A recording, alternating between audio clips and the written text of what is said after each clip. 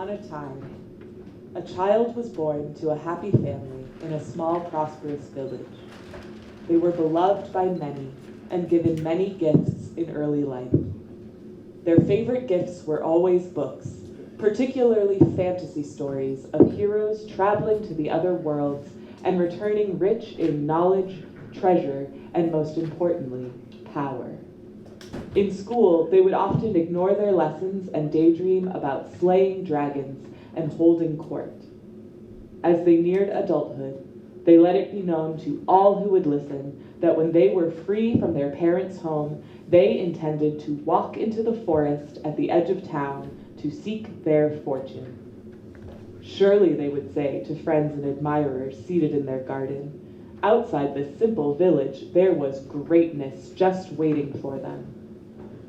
And true to their word, on their 18th birthday, they dressed themselves in fine polished armor, packed neat paper packages of fruits and cheeses into a basket, kissed their loving parents goodbye, and walked into the woods. As they entered the woods, they felt a chill as the sun disappeared above the canopy.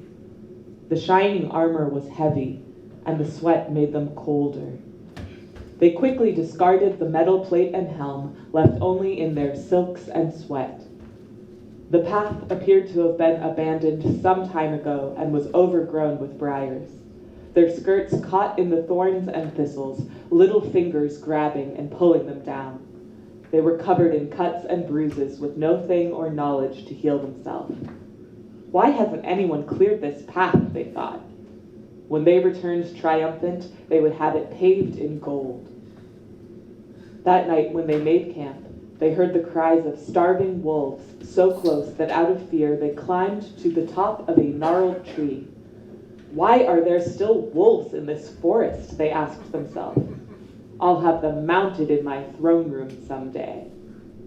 They spent the night shivering and awake. In the morning, they lost the path completely. Frustrated and annoyed, they finally spotted smoke in the distance.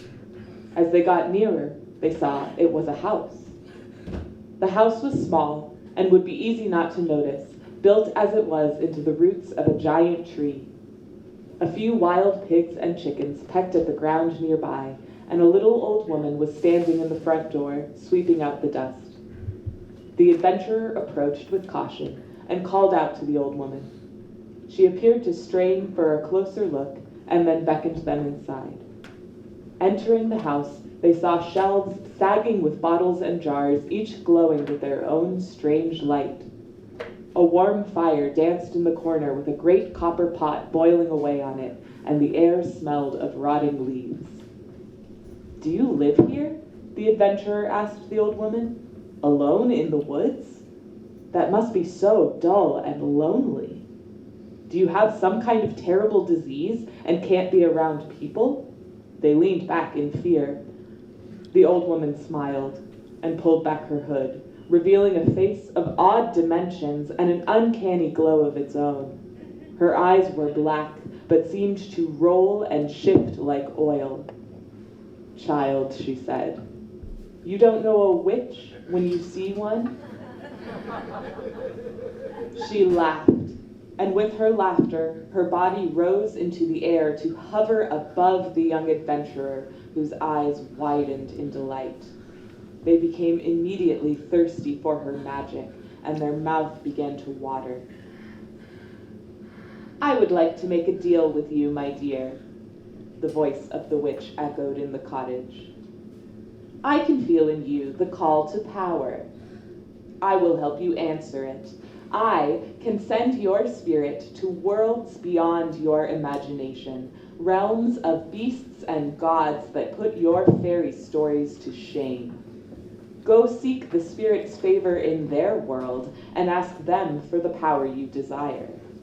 I will transport your spirit there. All you must do is leave me your body here in exchange. There was no hesitation.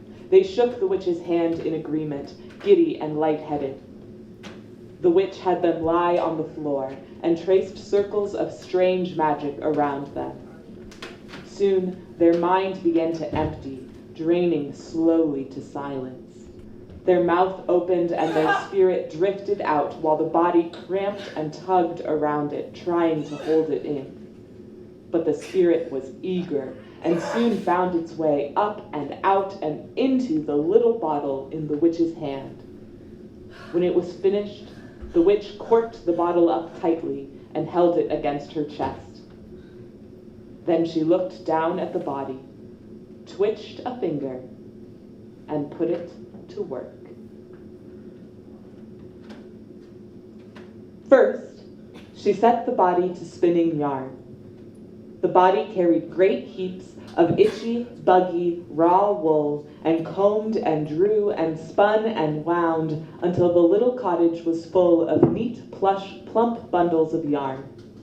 The witch took happily to knitting by the fire.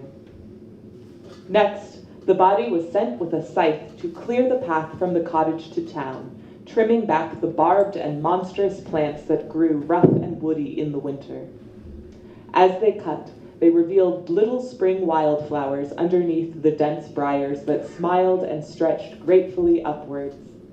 The emerald moss along the path was soft like clouds, and the dewdrops caught little rays of sun like diamonds.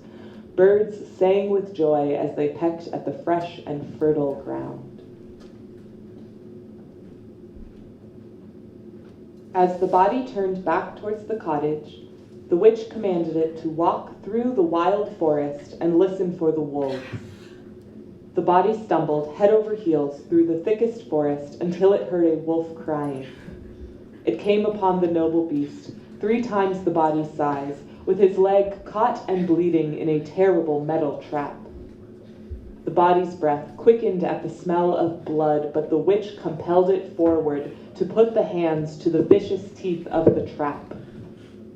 The wolf lay still and calm as the body sunk broken nails into the lock that would not budge.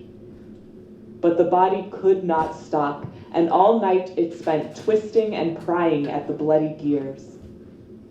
Finally, as the sun began to peek over the horizon and the body's vision began to swirl and blacken, the trap burst loose. The body collapsed in exhaustion as the wolf was freed. The wolf lifted the body on his back and carried it back to the witch. He gently laid it at her feet. The body was breathing lightly, shivering and very pale. The witch wrapped the body in a sweater and lifted the chin. She stared deep into the eyes of the body and asked, "And what do you want?" The body replied,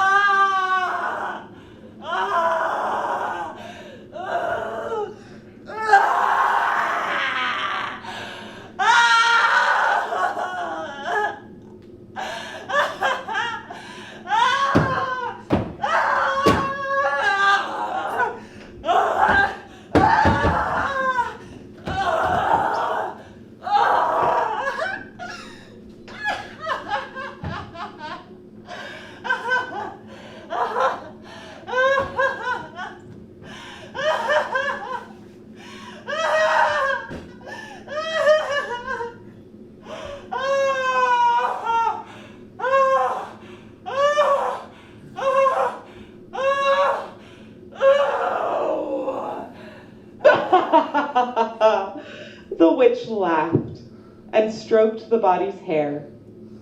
Then she tipped back the head and poured the spirit back between the lips. As the two found each other again, reuniting as one with much to share and discuss, she sent them on their way to go get what they really wanted.